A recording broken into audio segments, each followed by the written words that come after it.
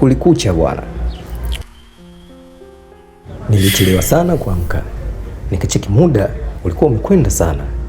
Lakini pia hakukuwa na chochote kutoka kwa Nasra. Kasema wacha niwahi ofisini. Nilifika ofisini na kumkuta mwanangu Tony kama kawaida yake. Lakini alikuwa amenuna sana wakati huu. Vipi mwanangu, mbona kama hivyo? Lawama zikaanza.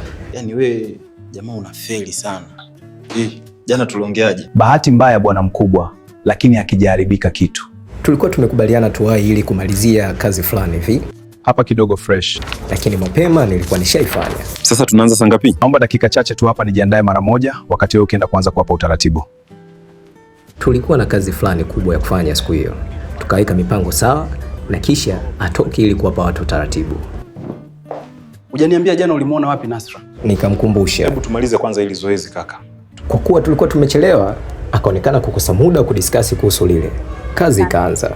Sawa, tuanze. Jina lako ni nani? Jina langu ni Aisha. Ilikuwa ni interview kwa ajili ya sales wa kike ofisini kwetu. Lakini bahati nzuri Karibu sana, si akaingia yule binti bana. We, alishtuka sana kuniona.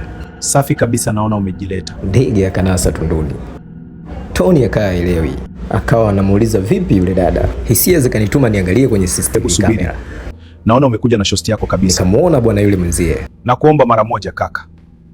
Naomba kaniletee na yule binti pale samani. Sawa. Nikamwagiza Tony akamfuata. Kumbe wadada wazuri kabisa, Uswahili tu ndio umewajaa. Haya, niambie nimefuata nini hapa? Nikaanza kuwafokea. Imekuwaje kwani mkuu? Haya, nataka mumjibu kaka hapa. Bila tujamaliza tukasikia hodi. May I come in? Alikuwa ni kipenzi changu Nasra. Karibu Shem, ungesubiri tu pale. Asante. Ajabu zaidi, leo Tony kamchangamkia. Nikashangaa. Haya, niambieni mmefanya nini? Mada ikaendelea. Jana bahati mbaya kaka alipita mtaani kwetu akanimwagia maji. Wakaanza kujieleza. Yule mwingine alishindwa kabisa kuongea. Hata haya usoni wakawa wanaona. Walijieleza maskini. Lakini muda wote Nasra alikuwa akisikia. Tony alisikitika sana. Hey, sasa wanafanya nini hapa badala mwafukuze? Naye si akashindwa kujishikilia bwana. Tokeni bwana. Akawafukuza maskini mabinti wa watu.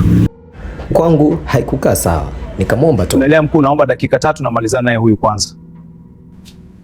Mambo gani sasa umefanya? Nawezaje kuangalia watu waliomchafua mume wangu? Kwa hiyo ndio wafukuze vile, hujui kama hii ni ofisi? Sawa, kanisubiri nje. Nikija uwe na majibu ulikuwa wapi na nani jana. Eti katoka huko kasusa mwenyewe. Tony, hakikisha ile ripoti ya jana imelive ya kesho zisichelewe.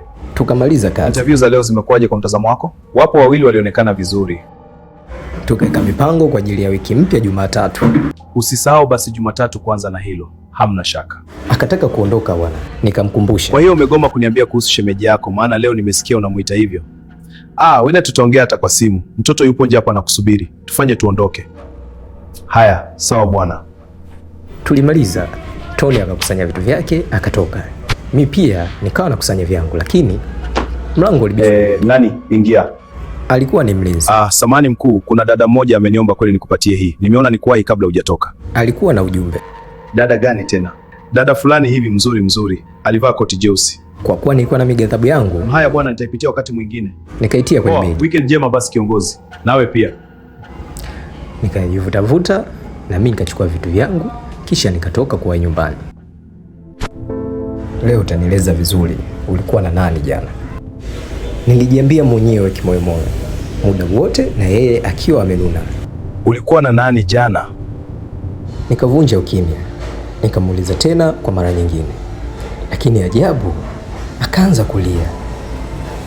Roho iniuma sana, ila nikapiga moyo konde. Utaniambia leo.